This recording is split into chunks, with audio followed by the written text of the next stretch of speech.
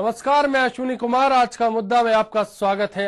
आज हम चर्चा करेंगे अग्नि हादसों का सबक बन रही उन इमारतों की जहां नियम कायदे ताक पर रखे जाते हैं। क्या आप आग से बचना चाहते हैं? इसी पर आज चर्चा होगी और हमारे साथ होंगे चीफ एडिटर प्रताप राव।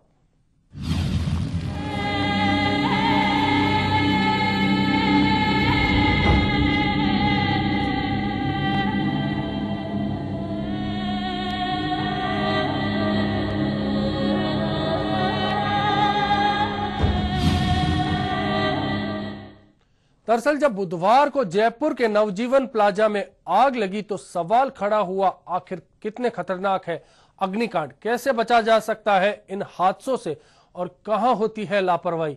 आइए नजर डालते हैं पूर्व में हुए हादसों पर। जब होता है आग का तांडव तो झुलस जाती हैं जिंदगियां, खाक हो जाता है सामान और प्रशासन देखता है तमाशा तमाशा तमाशा। जी हां, आग चाहे कहीं पर भी लगे, प्रशासन हमेशा तमाशा ही देखता रहता है और हमेशा देरी से भी पहुंचता है और हमेशा उसके पास आग पर नियंत्रण के साधन भी नहीं होते। ऐसा किसी एक घटना के बाद नहीं, बल्कि हर घटना के बाद होता है। जयपुर में लगी आग के बाद एक बार फिर प्रशासन की खामियां सामने आ गई। न सिर्फ प्रशासन की खामियां ही सामने आई, बल्कि प्रशासन की पोल भी खुली। पहले जब सीतापुरा औद्योगिक इलाके में आग लगी थी, उस दौरान भी प्रशासन आग पर काबू नहीं पा सका था। जब तेल खत्म हो गया था तब आग बुझ पाई थी, लेकिन प्रशासन पूरी तरह से नाकाम रहा था। नाहरगढ़ रोड पर जब हादसा हुआ था तो भी प्रशासन नाकाम रहा था। ये महज जयपुर की ही बात नहीं है, पूरे देश में ही ऐसे ही हालात हैं।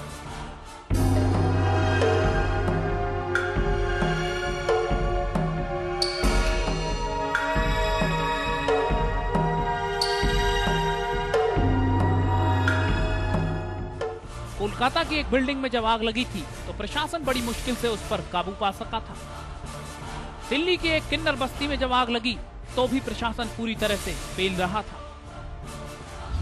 कुछ दिन पहले जब डॉन एक्सप्रेस में हादसा हुआ था तब भी प्रशासन फेल था। यानी कि पूरे देश के हालात ऐसे ही हैं। न दमकल विभाग ही वक्त पर पहुंच पाता है और न ही उसके पास पूरा सामान होता है। जबकि दूसरे देशों की अगर बात की जाए तो वहां तुरंत आग पर काबू पा लिया जाता है। देश की सरकार जब विकसित होने का दावा करती है तो सवाल खड़ा होता है कि जब इस तरह का हादसा होता है तो कहां चला जाता है प्रशासन। सवाल खड़ा होता है कि आग पर काबू पाने में इतनी देर क्यों हो जाती है। सवाल यह भी खड़ा होता है कि आखिर क्यों प्रशासन के पास साधन नहीं होते हैं। Bureau report, HBC news. दरअसल बात जयपुर की हो रही है और बात हो रही है इमारतों की। यहाँ करीब 200 ऐसी इमारतें हैं जो नियमों को ताक पर रखकर बनी है। ऐसे में बड़ा सवाल है, आखिर क्यों इन्हें इजाजत मिली। कल सांगानेरी गेट स्थित नवजीवन कॉम्प्लेक्स में लगी आग की भेंट करोड़ों रुपए का सामान हो गया। इस कॉम्प्लेक्स में बकायदा सारे अग्निरोधक उपकरण लग रहे थे, लेकिन चालू नहीं होने के चलते आग ने अपना काम कर दिखाया। उधर आग लगने के बाद अब प्रशासन भी हरकत में आ गया है। वहीं बिल्डिंगों में आवश्यक फायर फाइटिंग सिस्टम के लिए जरूरी NOC के लिए भी सभी बिल्डिंग मालिकों को नोटिस जारी कर दिया है। गौरतलब है कि अभी तक निगम ने शहर की तकरीबन 210 बिल्डिंगों को ये नोटिस भेज दिए हैं, लेकिन एक माह बीत जाने के बाद भी अभी तक निगम की ओर से कोई कार्रवाई नहीं की जा रही है। एक और जहां नगर निगम ये आरोप लगा रहा है कि भवन मालिक फायर फाइटिंग NOC नहीं ले रहे हैं, तो वहीं दूसरी ओर बिल्डिंग के मालिकों में निगम के काम करने के तरीकों को लेकर भी रोष नजर आया। जयपुर नगर निगम में तकरीबन 210 भवनों और कॉम्प्लेक्स को ये नोटिस भेज दिया है। अब हो सकता है कि इन भवनों पर गाज गिर जाए। जयपुर से अजीत शेखावत की रिपोर्ट। हालात हमारे सामने है। हमारे साथ चर्चा में जुड़े हैं चीफ एडिटर प्रताप राव जी। प्रताप जी, जिस तरह के हालात जयपुर में नजर आए, जो तस्वीर हमने देखी, क्या लगता है हर बार प्रशासन आग लगने के बाद ही कुएं खोदता है? अश्विनी, ये तमाम तरह की जितनी भी प्राकृतिक या मानवीय घटनाएं होती हैं उनमें साफ तौर पे जाहिर होता है कि जैसे जयपुर में बाढ़ आई, बाढ़ आने के बाद पता चला कि सरकार हाथ पे हाथ धरे बैठे रह गया और हालात इतने खराब हुए कि जयपुर जैसे शहर में ही 10 से 12 लोगों को जान गंवानी पड़ी। पूरे राजस्थान में तो ये आंकड़ा 70-80 के आसपास पहुंच गया। तो हम ये सोच सकते हैं कि प्रशासन निश्चित तौर पे लापरवाही तो होती है, लेकिन इससे बड़ी बात यह है कि हम लोग भी जागरूक नहीं है। हम लोग जब कोई बिल्डिंग बनती है तो बिल्डिंग के लिए तमाम तरह की व्यवस्थाएं की जाती है। कहा जाता है कि अगर आग लगेगी तो ये इमरजेंसी गेट होगा, आग लगेगी तो ये इमरजेंसी की सीढ़ी होगी, आग लगेगी तो ये इमरजेंसी फायर फाइटिंग सिस्टम होंगे। हम तमाम तरह की बातें करते हैं, लेकिन देखा जाता है कि जो वो फायर फाइटिंग सिस्टम होता है वो एक्सपायर्ड हो जाता है, कोई काम नहीं आता। लोग कहते हैं कि अभी तक तो इतने साल हो गए, आग लगी नहीं है, कोई काम तो आता नहीं है, इसमें क्यों खर्च किया जाए। सीढ़ी जो कि एग्जिट के लिए, इमरजेंसी में एग्जिट के लिए बड़ी जरूरी होती है, उनमें अपना कचरा सामान लाद दिया जाता है जहां सबसे पहले आग लगती है। सीढ़ी जो बाहर निकलने के लिए होती है वही सबसे बड़ी खतरा बन जाती है। तो ऐसे में सारे की सारी जगह जहां जहां भी कॉम्प्लेक्सेस बने, या हम रेजिडेंशियल कॉम्प्लेक्स भी देख लें, या हम अपने घरों की भी हालात देख लें कि हम जिन उद्देश्यों को लेकर किसी बिल्डिंग का निर्माण करते हैं, हम सबसे पहले हम खुद ही सोच लें कि उन उद्देश्यों के लिए हम पूरी तरह से खुद ही जागरूक नहीं है, तत्पर नहीं है। जब इमरजेंसी आती है तो इमरजेंसी में वो काम नहीं कर पाते हैं। क्यों नहीं कर पाते? क्योंकि हमारी उसको लेकर हमेशा लापरवाही रहती है, इसलिए वो काम नहीं कर पाते हैं। इसके कारण बड़े हादसे होते हैं। जैसे बस में एक एग्जिट डोर होता है, आपातकालीन समय में उसे खोला जाए, लेकिन देखने में आया है कि वो कभी खोला ही नहीं जाता, तो इतना जाम हो जाता है कि जब इमरजेंसी होती है तो वही नहीं खुलता, बाकी सारे गेट खुल जाते हैं। ऐसी ही हालत सारी बिल्डिंग्स में होती है कि हम इससे सबसे पहली जागरूकता तो अश्विनी इस बात की जरूरत है कि जहां हम रहते हैं, जहां हम काम करते हैं, जिस कॉम्प्लेक्स में हम बनाते हैं, तो उसके लिए सबसे पहले हम अपनी सुरक्षा की व्यवस्था सबसे पहले खुद करें। प्रशासन तो निश्चित तौर पे जैसा है भारत का, भगवान के भरोसे चलता है और अंत में भगवान के ही भरोसे रहना पड़ता है। इसलिए ज्यादा भगवान के भरोसे नहीं रहना पड़े, इसलिए खुद के भरोसे अगर हम रहेंगे तो शायद आग या पानी या जो भी इस तरह की प्राकृतिक आपदाएं आती हैं उससे ज्यादा बेहतर तरीके से मुकाबला करेंगे। प्रताप जी, आप जागरूक होने की बात कर रहे हैं, हम बात कर लेते हैं नवजीवन प्लाजा की, जहां बुधवार को आग लगी। आखिर क्या खामियां थी, जायजा लिया जयपुर संवाददाता अजीत ने। इस वक्त हम मौजूद है नवजीवन कॉम्प्लेक्स में, जिसमें कल आग लगी और करीब माना जा रहा है कि 20 करोड़ रुपए का नुकसान यहाँ के व्यापारियों को और अन्य लोगों को यहाँ पर नुकसान जो हुआ है वो करीब 20 करोड़ रुपए का नुकसान हुआ है। इस बिल्डिंग की यदि हम बात करें तो अब आपको दिखा दूं, यहाँ पर एक स्प्रिंकलर ये यहाँ पर लग रहा है, जो शायद आग लगने के बाद में फट गया, लेकिन काम क्यों नहीं किया, क्यों आग लगी, इसका कारण अभी तक समझ में नहीं आ रहा, क्योंकि सारे इक्विपमेंट यहाँ मौजूद है, उसके बावजूद भी आग लगी।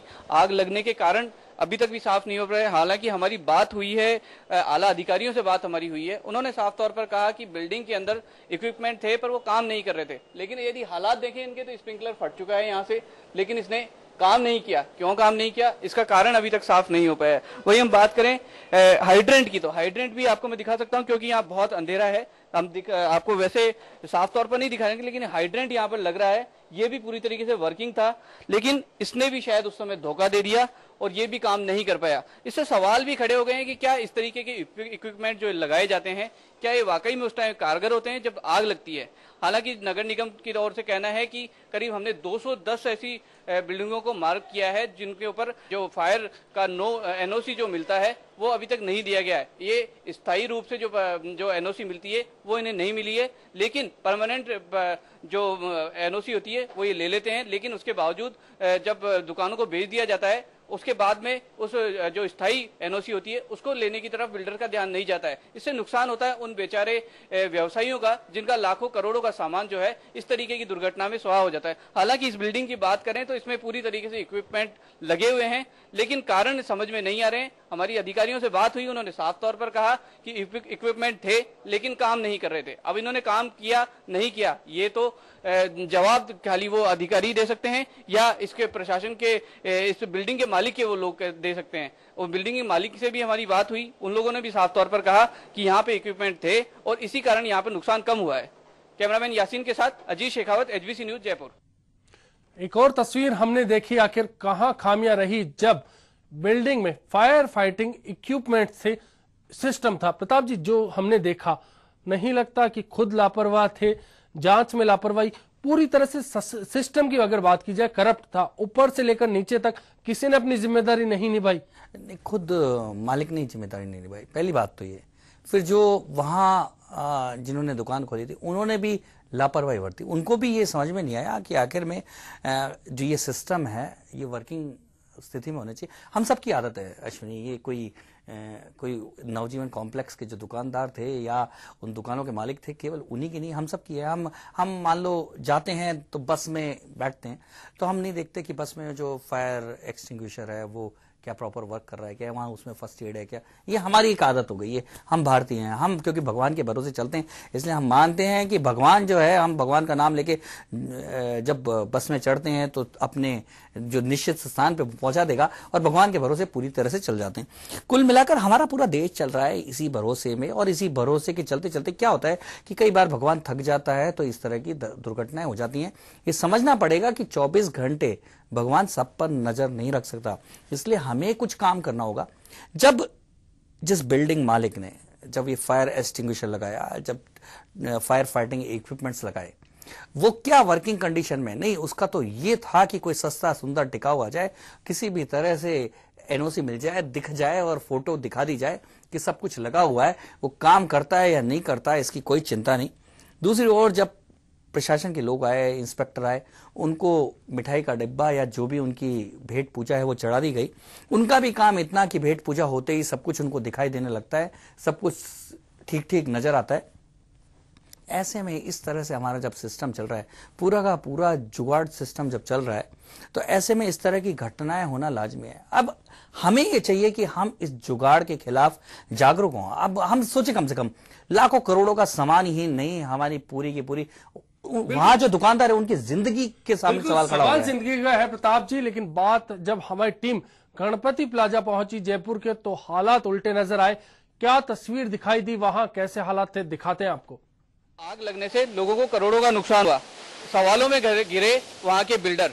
लेकिन बिल्डरों की भी बात माने तो हम अभी इस समय मौजूद हैं गणपति प्लाजा में। गणपति प्लाजा का बेसमेंट है, ये बेसमेंट में आप देख सकते हैं किस तरीके से इनके जो पानी के जो सारे सप्लाइंग के हैं पूरी तरीके चालू है। यदि किसी तरीके की आग लग जाती है तो विदिन 2 मिनट to 5 मिनट ये उस आग पे काबू पा सकते हैं। इस तरीके की घटना यहाँ पहले भी हो भी चुकी है। इन्होंने 5 मिनट के अंदर वो जो आग थी उस पर काबू पा लिया। लेकिन अब मैं आपको बता दूं कि जो प्रक्रिया है, एनओसी जो स्थायी एनओसी मिलती है जो नगर निगम देता है, इनको बिल्डर्स को देता है। गणपति प्लाजा जो सबसे पुराना जो मॉल माना जाता है, जयपुर की हार्ट भी माना जाता है, इसमें भी अभी तक मौजूद नहीं है वो स्थायी जिसे एनओसी कहते हैं, वो एनओसी इनके पास भी नहीं है। लेकिन मैं आपको बताऊं, देखिए किस तरीके से यहाँ पर ये काम चालू है। स्प्रिंकलर अगर मैं आपको दिखाना चाहूँ, ये स्प्रिंकलर भी यहाँ पे लगे हुए हैं जो प्रॉपर तरीके से काम भी कर रहे हैं।